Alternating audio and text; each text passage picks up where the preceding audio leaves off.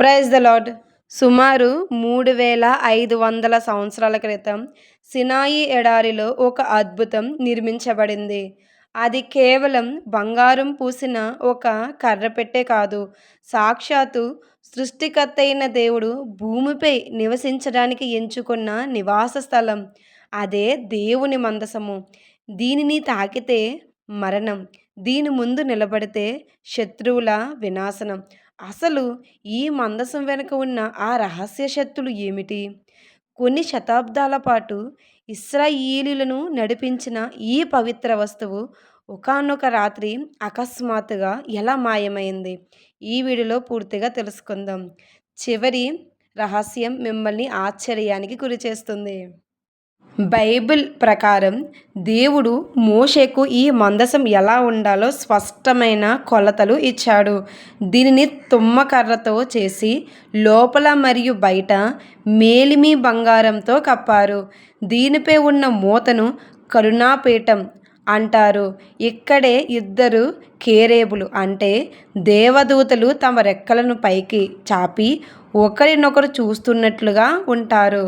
కానీ ఈ మందసం లోపల ఉన్న వస్తువులే దీనిని అత్యంత శక్తివంతంగా మార్చాయి.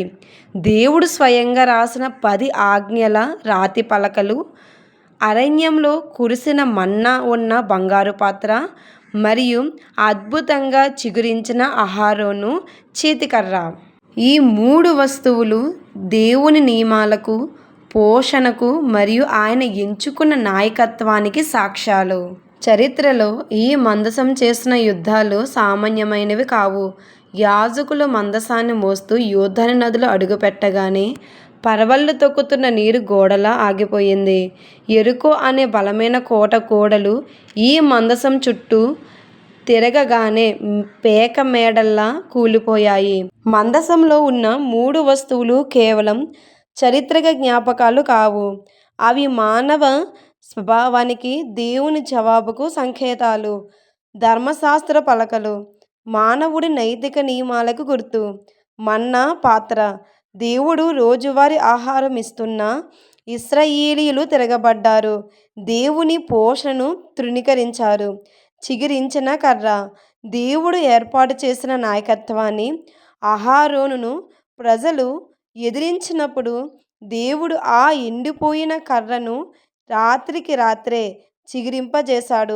దేవుని అధికారాన్ని తృణీకరించారు. ఇందులో దాగిన రహస్యం. మానవుడు చేసిన తిరుగుబాట్లను దేవుడు మందసంలో దాచి వాటిపై కరుణాపీఠాన్ని ఉంచాడు. అంటే మానవుడు పాపం దేవుని కనిపించకుండా కృప కప్పి ఉంచుతుందని దీని అర్థం. ప్రస్తుతం మందసం ఎక్కడుంది అనేదానికి అత్యంత ప్రాచుర్యం పొందిన రహస్యం ఇథియోపియా. సొలొమోను మహారాజును దర్శించడానికి షేబారాణి వచ్చింది. వారిద్దరికి పుట్టిన కుమారుడు మెనెలిక్. అతను పెరిగి పెద్దయ్యాక యెరూషలేముకు వచ్చి అసలైన నిబంధన మందసాన్ని ఇథియోపియాకు తరలించాడని అక్కడి వారి నమ్మకం. ఇథియోపియాలోని అక్సుమ్ నగరంలో ఉన్న Our Lady Mary of Zion చర్చిలో మందసం ఉందని చెబుతారు. ప్రస్తుతం మందసం ఎక్కడుంది అనేదానికి అత్యంత ప్రాచుర్యం పొందిన రహస్యం ఇథియోపియా. సొలొమోను మహారాజును దర్శించడానికి షేబారాణి వచ్చిందని, వారిద్దరికి పుట్టిన కుమారుడు మెనెలిక్. అతను పెరిగి పెద్దయ్యాక యెరూషలేముకు వచ్చి అసలైన నిబంధన మందసాన్ని ఇథియోపియాకు తరలించాడని అక్కడి వారి నమ్మకం. ప్రస్తుత స్థితి. ఇథియోపియాలోని అక్సుమ్ నగరంలో ఉన్న Our Lady Mary of Zion చర్చిలో మందసం ఉందని చెబుతారు. అక్కడ ఒకే ఒక్క సన్యాసి దానికి కావలిగా ఉంటాడు. ఆ రూమ్లోకి రాజులు కానీ, అధ్యక్షులు కానీ, చివరికి చర్చి ప్రధాన యాజకుడు కానీ వెళ్ళడానికి వీలు లేదు. ఆ కావలి వ్యక్తి చనిపోయే ముందు మాత్రమే మరొకరిని వారసుడిగా ఎన్నుకుంటారు. మరొక బలమైన సిద్ధాంతం ప్రకారం బబులోను సైన్యం యెరూషలేమును ముట్టడించడానికి ముందే యూదా రాజులు దాని శత్రువుల చేతికి చిక్కకుండా దాచేశారని. యెరూషలేము దేవాలయం కింద 100 కిలోమీటర్ల మేర విస్తరించి ఉన్న రహస్య సొరంగాలు ఉన్నాయి. సొలొమోను రాజు ముందే ఊహించి శత్రువుల దాడి జరిగితే మందసం ఆటోమేటిక్గా భూమి లోపలికి వెళ్ళిపోయేలా ఒక ప్రత్యేక హైడ్రాలిక్ వ్యవస్థ లాంటిది ఏర్పాటు చేశాడని కొందరు యూద రబ్బీలు నమ్ముతారు. ఇప్పటికీ టెంపుల్ మౌంట్ కింద ఉన్న కొన్ని సొరంగంలోకి ముస్లిం యూదుల వివాదాల వల్ల తవ్వకాలు జరపనివ్వడం లేదు. నిబంధన మందసం ప్రపంచంలోనే అతిపెద్ద మిస్టరీ.